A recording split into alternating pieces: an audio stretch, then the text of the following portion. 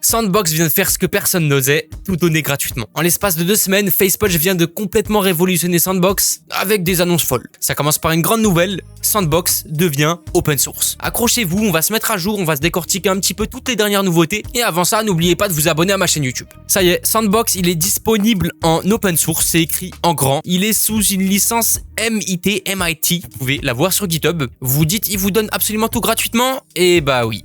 Absolument tout. Alors attention, on parle pas du code source du moteur source 2. Ça appartient à Valve, c'est leur code à eux. Mais tout le reste, l'éditeur, le système de networking, le moteur de scène, l'interface, tout le code C# de haut niveau, c'est à vous. Est-ce que c'est bon pour vous? Ça veut dire quoi? En gros, ça veut dire 3 choses. Vous pouvez améliorer Sandbox avec des pull requests et faire partie du développement. Vous pouvez proposer des morceaux de code. Forker, c'est-à-dire créer votre propre version modifiée pour vos jeux standalone. Copier, prenez le code pour votre propre moteur si ça vous chante. Franchement, moi j'y pense. 0 €.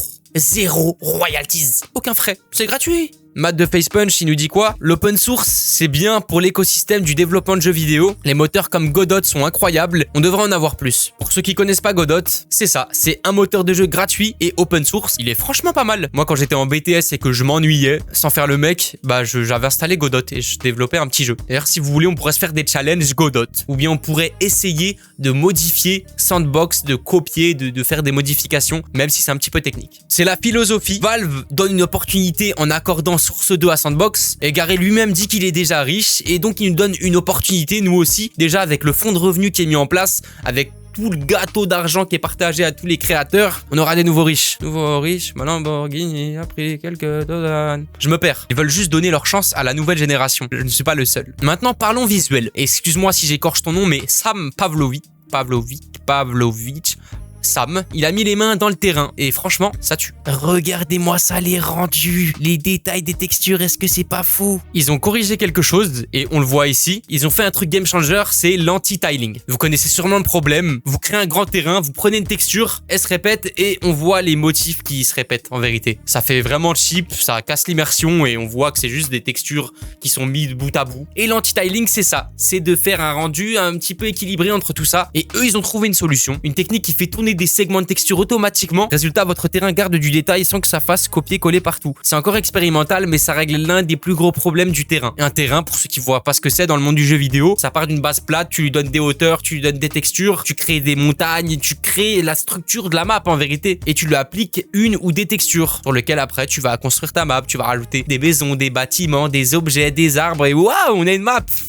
Des mois de travail. On a beaucoup de nouveautés techniques, j'en parle pas forcément. Vous avez les nouveautés de toute façon qui sont sur le site de Sandbox. Ce que j'essaye de faire, c'est de vulgariser, vous montrer vraiment les choses qui sont très intéressantes. Il y a eu le play mode aussi qui a été changé. Au lieu d'avoir une scène séparée comme il y avait avant, donc avant il y avait 2 fenêtres, il y avait une fenêtre scène et une fenêtre jeu. Maintenant c'est terminé. Quand tu appuies sur play, tu passes de la scène au mode jeu et puis tu peux appuyer sur une touche pour directement revenir à la scène. Il n'y a plus 2 fenêtres comme avant. Ça change l'interface et ça économise certainement des performances. Regardez les changements qu'on a eu sur la physique des cosmétiques, sur les cheveux, comment c'est pas magnifique. Regardez la réaction des cheveux. Incroyable, non? On n'avait vraiment pas ça sur Garry's Mod. C'est basé que sur de la physique, la configuration elle est simple. Pour les créateurs, il faut juste créer des colliders, des zones de collision, là comme on voit dans les cheveux, ça fait des petits cercles et des jointures entre eux. Finalement pour les cheveux, ça fait comme un serpent si vous voulez. Des petits morceaux de collision et qui bougent comment?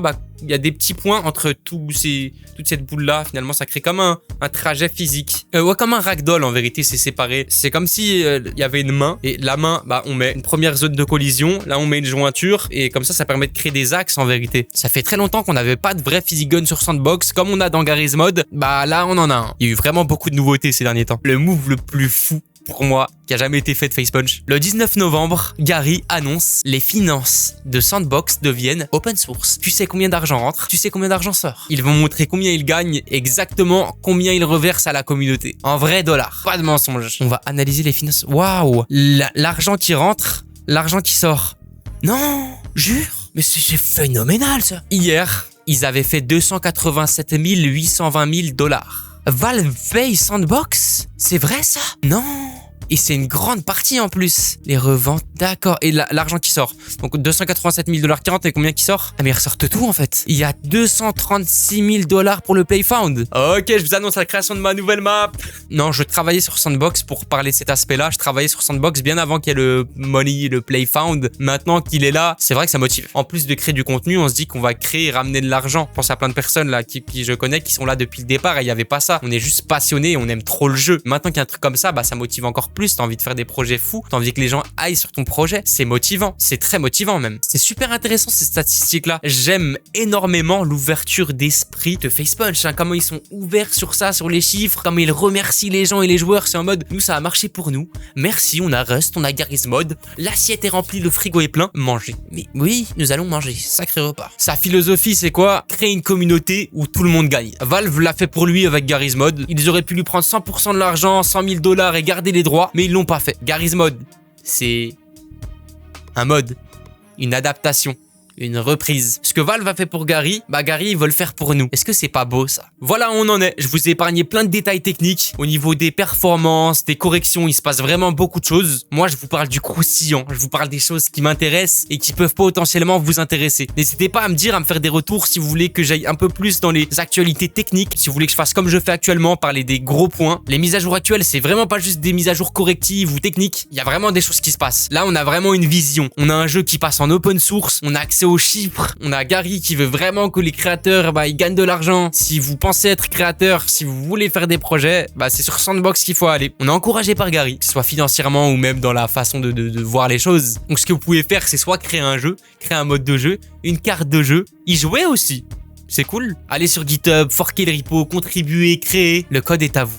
Il est libre. L'opportunité, elle est là. Abonne-toi pour suivre l'évolution de Sandbox. J'en parlerai souvent sur ma chaîne. On se voit dans la prochaine vidéo. Prenez soin de vous et à très bientôt.